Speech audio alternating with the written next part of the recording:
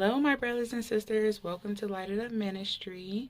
I'm glad you guys are here today. The Lord gave me a message to give to you guys, and that is exactly what I'm going to do. Those who have ears, let them hear, and whoever this message is for, let it resonate in your soul. Okay, let's go ahead and get started. Get your physical Bibles. If you don't have it, please get your mobile Bible. Let's jump into the Word. Please, if you see me looking down, it's because I'm reading my Bible. Turn your Bibles to Mark 6:45 to 52. Now I can't find it in my Bible. Okay. Walking on water. Immediately he made his disciples get into the boat and go ahead of him to the other side to Bethsaida, while he dismissed the crowd. After he said goodbye to them, he went away to the mountain to pray. While into the night, the boat was in the middle of the sea, and he was along on the land. He saw them straining at the oars, because the wind was against them. Very early in the morning, he came towards them, walking on the sea, and wanted to pass by them. When they saw him walking on the sea, they thought it was a ghost and cried out, because they all saw him and was terrified. Immediately he spoke with them and said, "Have courage, it is I. Don't be afraid." Then he got into the boat with them, and the wind ceased. They were completely astonished. Okay, what a word, what a word. Let's jump into that word. Okay, while they went away, Jesus went up to go pray. He stayed up there praying to the Father. Prayer is very important. How many of you guys are praying? So they went to go pray. Jesus went to go pray because he already seen a windstorm coming their way. Even though they didn't know they were going to experience this windstorm, Jesus did.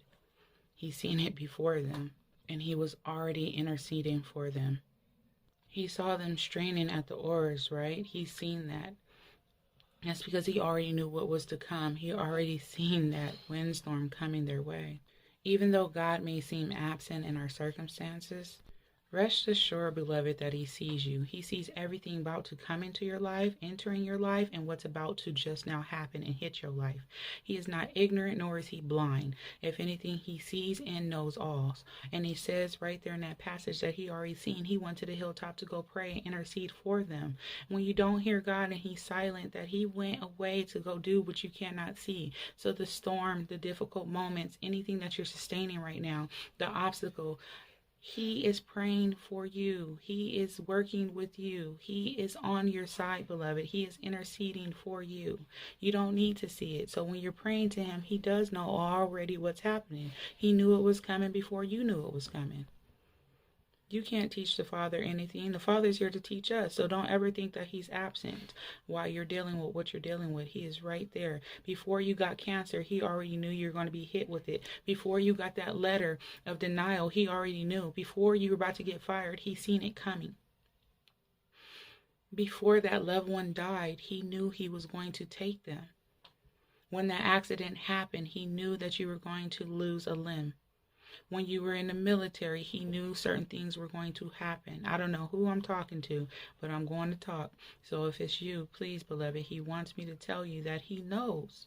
He knew your kids was going to be taken away before you did. He knew the divorce was about to hit before you did. He knows these things. He knew you were going to lose at court. He knew that the people at your job was going to vote you out. He knew that you were going to lose your investment and your stocks that you made. He knows all things, and he's telling you that he is praying, and he knows exactly what you're going through. He's seen it before you've seen it. He knows what you're dealing with. He's seen it before you've seen it. Rest assured that he sees you, beloved. The goal and the point that I'm trying to make is that he sees you and for your circumstance.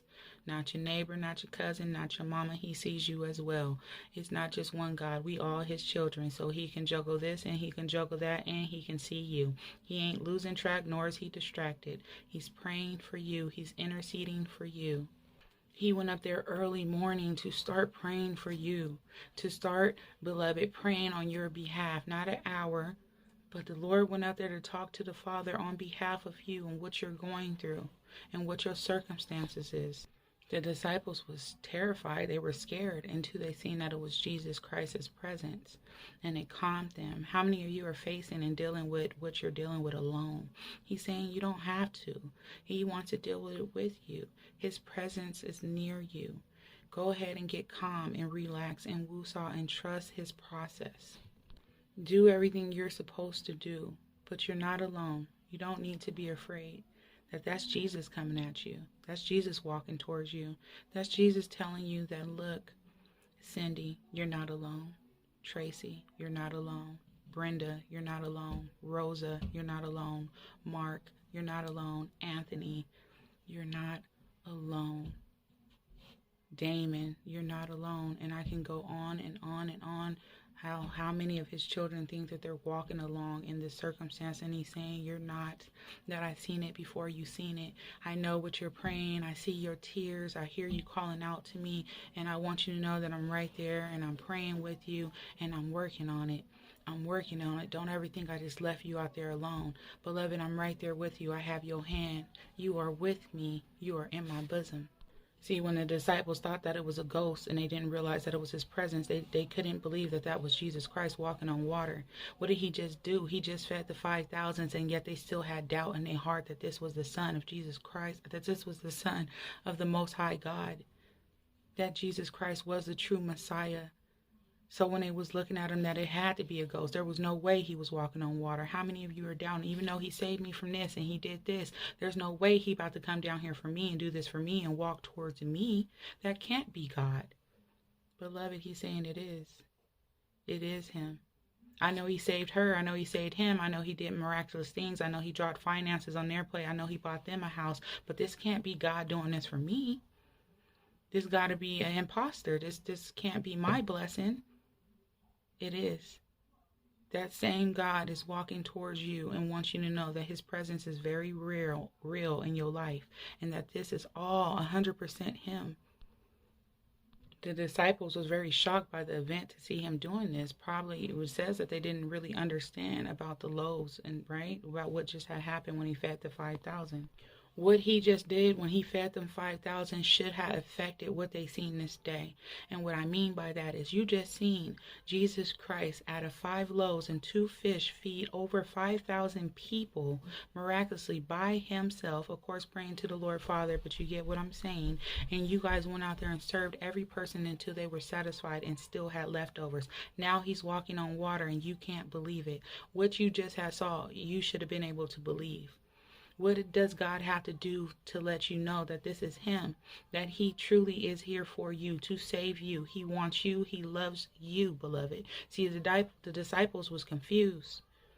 And God is saying, I did so much in your life. I did so much in your life, Brenda, and you still saying, God, is this you? Yes, it is him. It is him dropping these blessings and these miracles into your life. They didn't recognize Jesus because they wasn't looking for him in this trial. They wasn't looking for him in this windstorm, what they were about to face. They just wasn't. They were in the middle of nowhere. They're in the water. Where would Jesus come, right? There's just no really good reason. I'm losing my train of thought. There is no I can't say it. There is no good reason to why God should be out there in the middle of the ocean. Was he going to take a rowboat? So they wasn't looking for him in this mist, is what I'm saying. And so when they seen him walking, that is no way that's God walking in this water. Because how many of you in your circumstances not even looking for God to come and intervene? How many of you are just out there dealing with life and you don't even expect God to show up, come by? And when he does, you're so caught off guard that it's you that he came to save. It's you that he came to rescue. It's you that he came to show his presence to and do for you, that you're so shocked that it's really him that sometimes we doubt because we wasn't even looking for him in the midst of our trials and tribulations. Sometimes we fail to realize that Jesus is the answer to our problem, that Jesus is the answer to that circumstance, that Jesus is the answer to your hardship. And sometimes when he comes and appears, it doesn't seem real that he chose you out of everybody, that you're seeing that he came to you, beloved. We're so amazed how he works in other people's lives, and we've seen the testimonies and the people, and they talking about how he worked and what he did and what he delivered and the blessings and the miracles, that finally when it comes to our turn, we can't believe it. This can't be Jesus. This got to be counterfeit. This got to be the devil playing with me. Ain't no way. Beloved, he's saying, yes, believe it. He loves you just like he loves them. We're so amazed what he does in other people's lives that when he comes to our aid, we don't think that he can do it. We think what we're going through is too big. We don't think that we chosen. We don't think that we the ones that sit in that seat. We don't think we the ones supposed to be in that classroom. We don't think we the ones supposed to be on that stage. We don't believe we the ones supposed to have that finances that's supposed to have that investment seed grow and multiply. We don't believe it's supposed to be us. We've been watching it so long and being amazed at our other brothers and sisters and what's happening along the world that we don't think it's supposed to be us. So when he shows up, we don't feel that Jesus can aid us, heal us, be a blessing, make us a blessing, pour down miracles. It's not a ghost. It is the Messiah. It is the true Father blessing you. It is your turn. You are worthy. You're supposed to be in that seat. You're supposed to be right where you are. You're supposed to be at that meeting, at that job. You're supposed to be there. You're supposed to have that car. You're supposed to get that house. You are supposed to. It's not an accident. It's not a coincidence. It's you, beloved.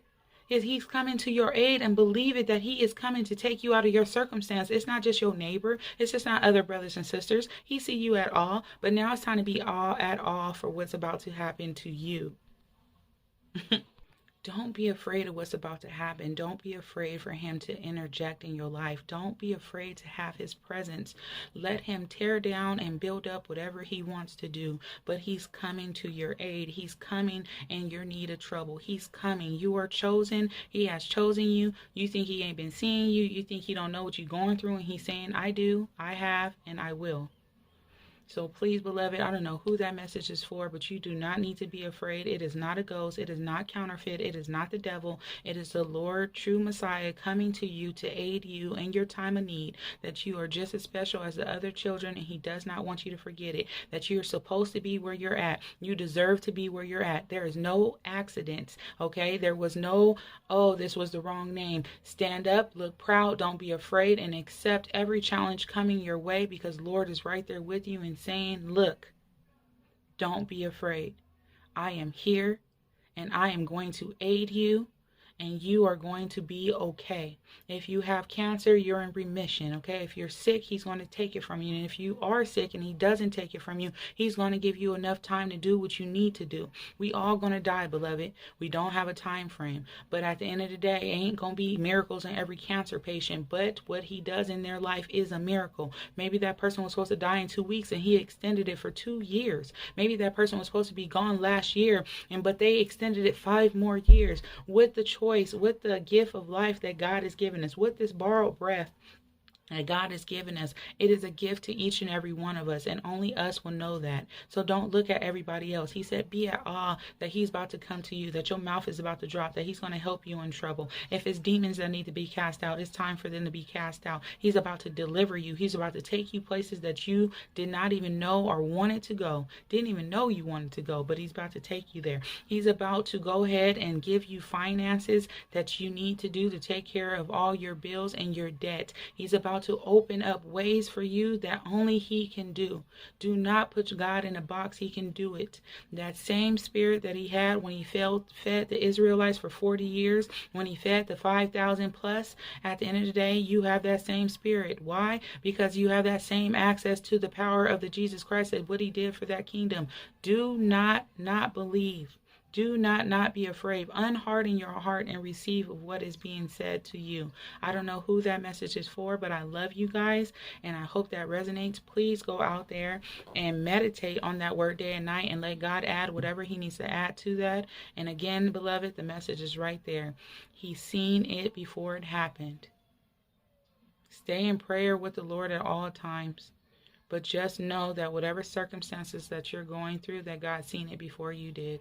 He knows, and he hears you, and he loves you, and he wants you to know that he will be there for you all the way to the end. Okay, beloved, that's the message. You guys go out there and light it up. Have a blessed and glorified day.